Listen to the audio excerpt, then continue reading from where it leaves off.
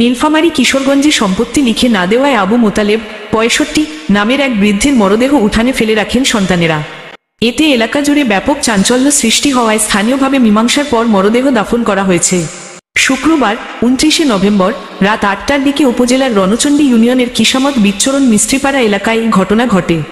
এর আগে বৃহস্পতিবার ২৮শে নভেম্বর সন্ধ্যায় রংপুর মেডিকেল কলেজ হাসপাতালে চিকিৎসাধীন অবস্থায় মারা যান ওই বৃদ্ধ। পরিবার ও এলাকাবাসী সূত্রে জানা গেছে, আবু মোতালেব তার প্রথম স্ত্রী মতিয়া বেগম ও তার ২ মেয়েকে রেখে হাজেরা বেগম নামে এক নারীকে বিয়ে করেন। বিয়ের পর তিনি তার প্রথম স্ত্রী ও সন্তানদের তার সকল সম্পত্তি থেকে বঞ্চিত করেন এবং তাদের কোনো খোঁজখবর নেননি। তিনি প্রথম স্ত্রীকে বাড়ির বাইরে রেখে তার দ্বিতীয় স্ত্রী হাজেরা বেগমকে নিয়ে বাড়িতে বসবাস করতেন। পরে এলাকাবাসীর সহায়তায় তার প্রথম স্ত্রী মতিয়া বেগমের ২ মেয়ের বিয়ে হয়। বিয়ের পর আবু মোতালেব তার ২ মেয়ের কোনো খোঁজখবর নেন না।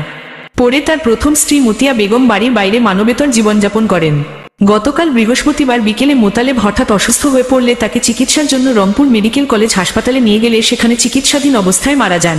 মারা যাওয়ার পর গতকাল সন্ধ্যায় তার মরদেহ দাফনের জন্য নিজ বাড়িতে নিয়ে আসা হয়। এই সময় তার প্রথম স্ত্রীর ২ মেয়ে এসে সম্পত্তি তাদের নামে লিখে না দেওয়ায় মরদেহ দাফনে বাধা দেন।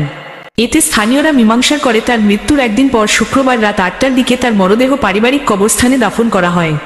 মৃত মোতালেবের শ্যালক বেলাল মুন্সি বলেন, আমার দুলাভাই বেঁচে থাকতে ২টি বিয়ে করেছিলেন। তিনি তার বড় স্ত্রী মানে আমার বোনকে কিছু না দিয়ে তার ছোট স্ত্রীকে সব সম্পত্তি লিখে দেন বলে জানতে পারি।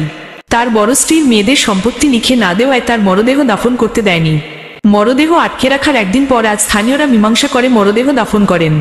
মৃত ব্যক্তির ভাইয়েরা দায়িত্ব নিয়েছেন, তার বড় স্ত্রীর দেনমোহর ও আমার দুলাভাইয়ের সম্পত্তির অংশ তার ছোট স্ত্রীর থেকে নিয়ে বড় স্ত্রীর মেয়েদের লিখে দেওয়ার ব্যবস্থা করবেন।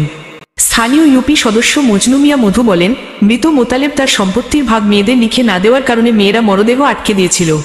একদিন পর স্থানীয়ভাবে মীমাংসা করে আজ সন্ধ্যায় তার মরদেহ দাফন করা হয়েছে।